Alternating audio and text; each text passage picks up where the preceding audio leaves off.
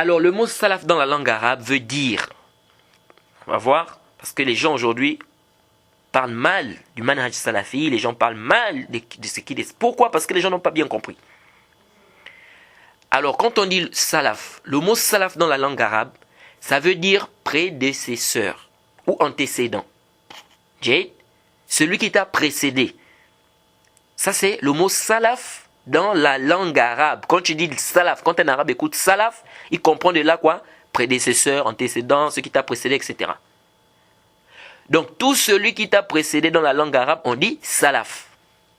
Jade. Et ce qui est étonnant, c'est que beaucoup de gens qui refusent l'appellation salaf ne savent même pas que ce mot est venu dans le Coran et dans la Sunna authentique du prophète Mohammed sallallahu alayhi wa sallam. Donc déjà, c'est un nom qui n'a pas été inventé comme ça, non.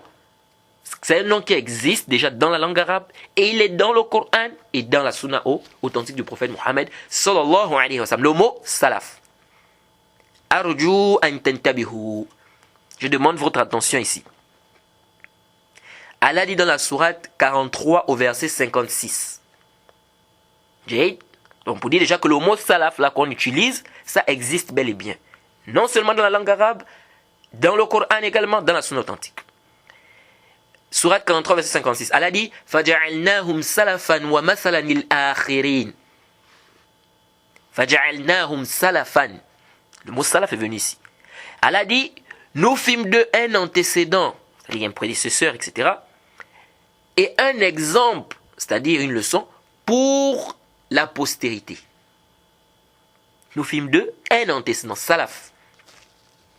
Donc ici on voit bien qu'Allah a utilisé le mot salaf, qui veut dire antécédent, comme on a dit, prédécesseur, c'est-à-dire ce qui est venu avant. Dans un autre verset, Allah dit encore, soit 4 verset 23, وَأَن تَجْمَعُوا بَيْنَ الْأُخْتَيْنِ إِلَّا مَا قَدْ سَلَفَ. Voilà encore le mot salaf. أَن تَجْمَعُوا بَيْنَ الْأُخْتَيْنِ إِلَّا مَا قَدْ سَلَفَ. Lorsqu'Allah nous a interdit les femmes qu'on doit épouser, eh bien les femmes qui sont interdites à épouser, qu'est-ce qu'Allah subhanahu wa ta'ala dit?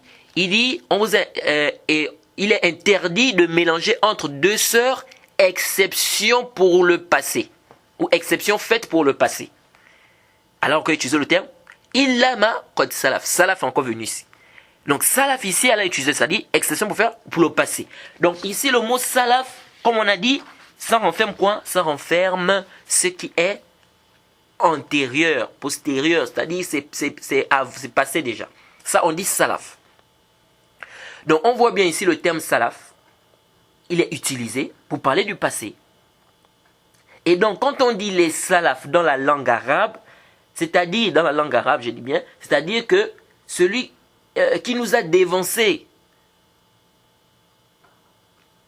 ou ceux qui nous ont dévancés, c'est-à-dire ce qui est passé, quand on dit salaf. Vous voyez? Donc le mot salaf, c'est quoi? C'est quelqu'un qui t'a précédé, c'est-à-dire c'est un prédécesseur. Ça, c'est dans la langue arabe. Donc quand on dit salaf, d'abord dans la langue arabe, c'est ça le sens. Jade?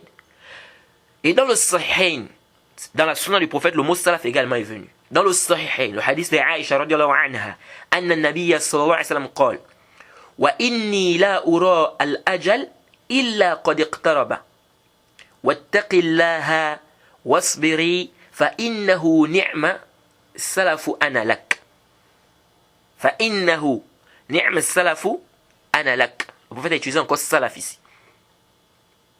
Jade.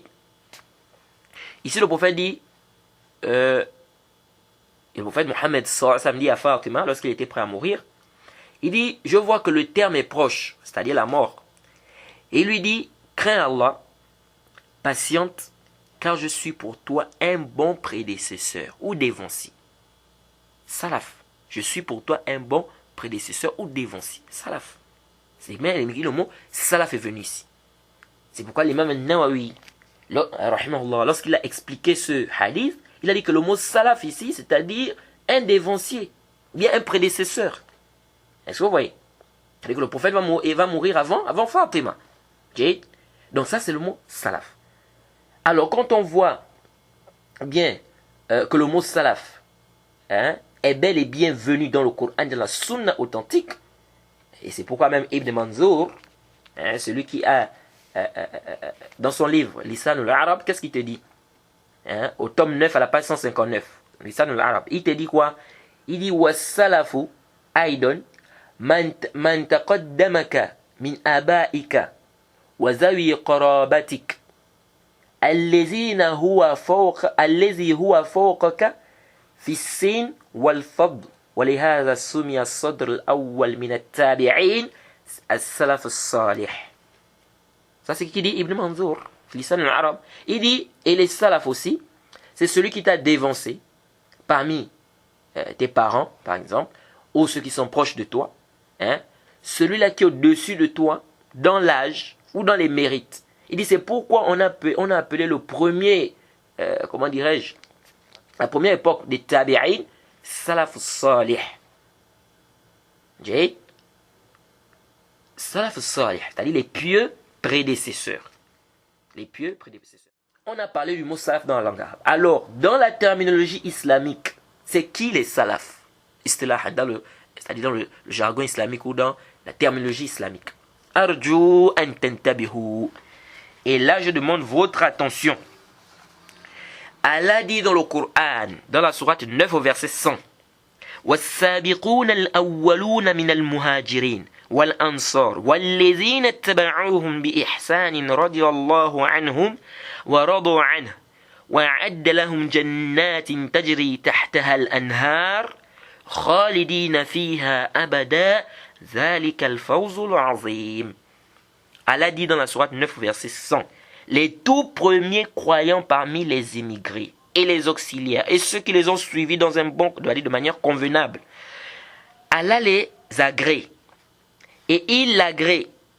Il a préparé pour eux des jardins sous lesquels coulent les ruisseaux et ils y demeureront éternellement. Voilà l'énorme succès. Est-ce que vous suivez ça? Et dans le Bukhari Muslim, dans le Sahih Bukhari Muslim, Sahihain, hadith d'Abdullah ibn Mas'ud, pardon, il dit أن النبي صلى الله عليه وسلم قال خير الناس قرني ثم الذين يلونهم ثم الذين يلونهم. Le prophète dit, les meilleurs des gens sont ceux de mon époque, puis ceux d'après, puis ceux d'après. Ceux qui sont à l'époque du prophète, c'est qui? Ce sont les compagnons. L'époque d'après sont les tabi'in. L'époque d'après, les tabi'in. Est-ce que vous suivez? Ça, c'est la version de Bukhari.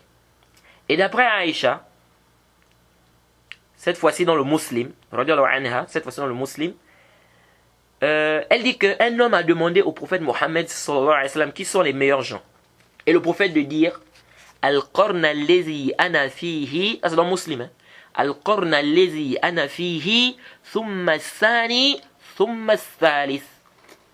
Le prophète a répondu, il a demandé au prophète quelles sont les meilleures personnes ou quels sont les meilleurs gens. Le prophète de dire l'époque à laquelle je suis, puis l'époque d'après, puis celle d'après.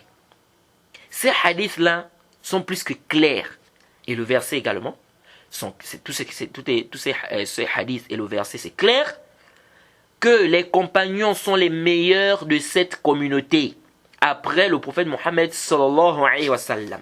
Un musulman ne doit même pas débattre sur cette question-là parce que c'est une question qui n'accepte même pas le niqash. La yaqbal le niqash, c'est-à-dire c'est pas à débattre ça. Les compagnons sont les meilleures personnes de cette communauté pour le prophète Mohammed sallallahu alayhi wa sallam. Et donc, de là on voit bien, parce que le prophète ici dit, on lui a posé la question sur les meilleurs gens. Et il a dit, c'est ceux qui sont où?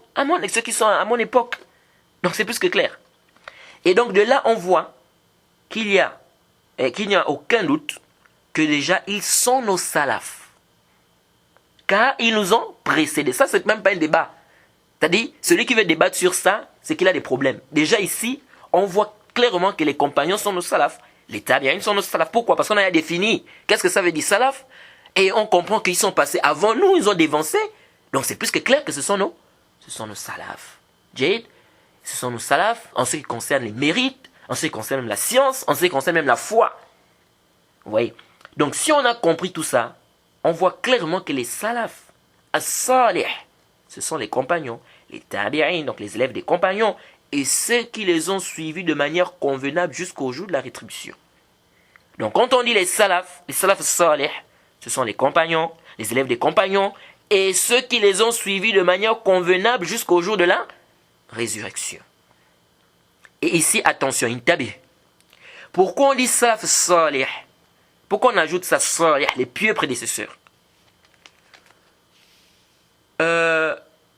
Car c'est pas tout celui qui a vécu à l'époque des compagnons ou des tabi'in qui est considéré comme salaf, qu'on doit suivre. C'est pas tout celui qui a vécu à l'époque des compagnons des tabi'in qui est considéré comme salaf qu'on doit suivre. Non.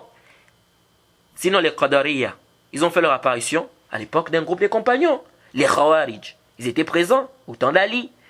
Et même les Koufars. Il y avait les Koufars au temps des compagnons. Donc quand on dit les salaf, on précise bien salaf salih. Jade, parce que salaf, comme on a dit dans la langue arabe, si le point linguistique, c'est celui qui t'a précédé, dévancé, etc. Jade. Donc on précise bien salaf salih. Jade. Donc c'est-à-dire ceux qui sont restés sur la voie du prophète et des compagnons et de ceux qui les ont suivis. Est-ce que vous suivez? Donc les salaf salih, ce sont les compagnons, les élèves des compagnons et ceux qui les ont suivis de manière convenable jusqu'au jour de la rétribution. C'est ça les salaf salih. Jade. Alors, lorsqu'on dit salafi, est-ce que quelqu'un dit je suis salafi? Qu'est-ce que ça veut dire? Je suis salafi. Ça, on appelle ça en arabe anisba. C'est pourquoi, si quelqu'un n'a pas appris la langue arabe, c'est pourquoi vous voyez des gens comme ça avec le djal. Non, on ne doit pas dire salafi. Non, salaf. Oh non, on ne doit pas dire salafi. Mais c'est comment, mon frère? Tout ça, c'est quoi? C'est le djal, l'ignorance. Ça, dans l'arabe, c'est ce qu'on appelle anisba.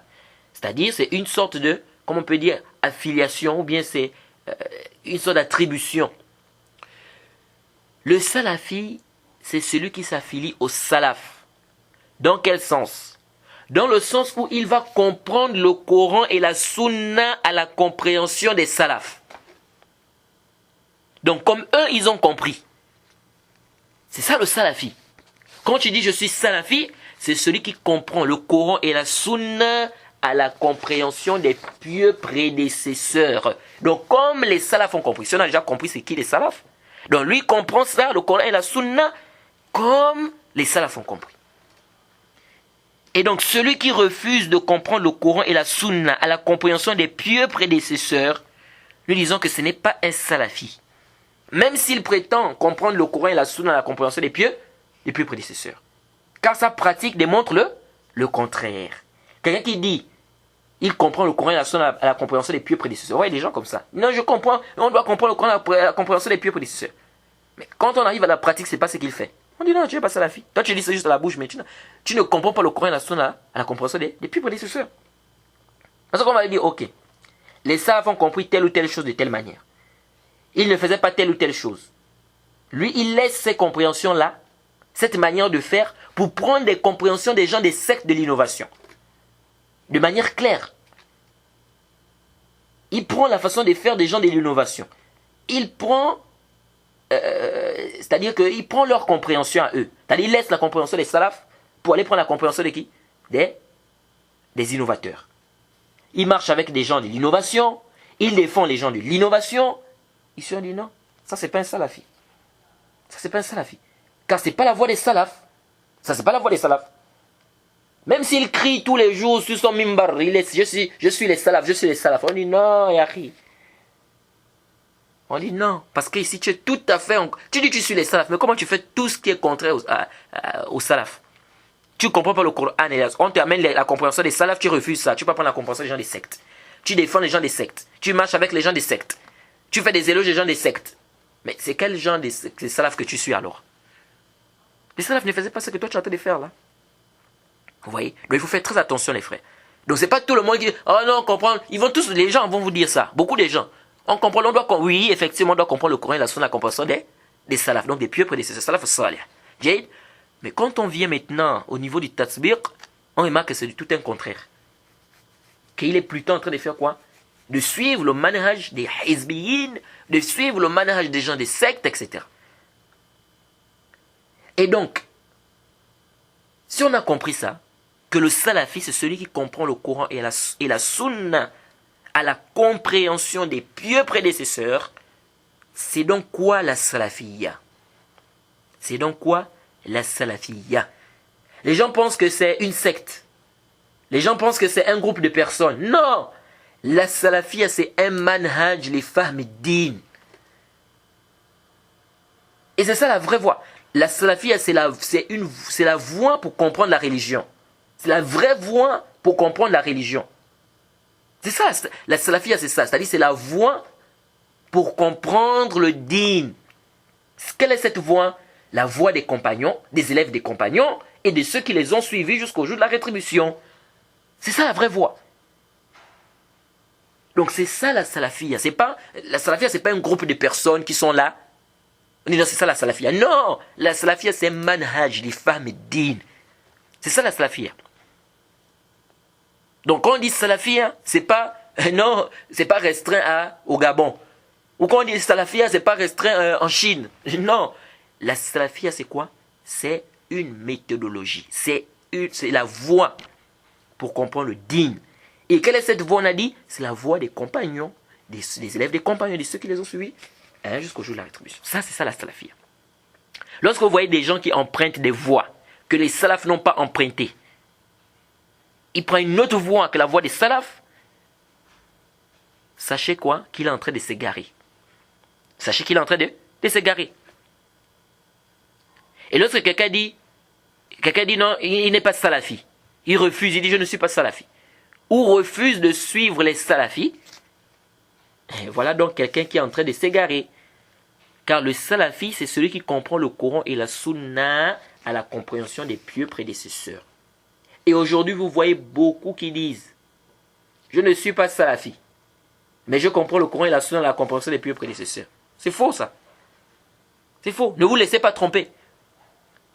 Car lui qui dit ça, si vous discutez sur un sujet avec lui, tu lui dis oui, mais les salafs ne faisaient pas telle chose. Les salafs ne faisaient pas la da'wa comme tu es en train de faire là. Les scènes théâtrales, l'ambiance comme on est en train de voir là. Les salafs mettaient en garde contre les gens de l'innovation. Toi, tu ne fais pas ça. Les salafs ne défendaient pas les gens de l'innovation. Les salafs ne restaient pas avec les gens de l'innovation. Les salafs ne faisaient pas les éloges aux gens de l'innovation. En montrant que les innovations qu'ils sont en train de faire, c'est bien, qu'ils sont en train de faire là, c'est bien. Il n'y a pas de mal. Les salafs n'insultaient pas les savants. Les salafs n'écoutaient pas les gens de l'innovation. Et toi, tout ça, tu fais le contraire de ça. Quelle est donc la voie des salafs que toi, tu prétends suivre? Quel est donc le Coran et la sunna que tu comprends la compréhension des salafs? Allez à leur compréhension. Donc les frères, le manhaj, il est clair et propre. Ce sont les gens qui s'embrouillent pour rien.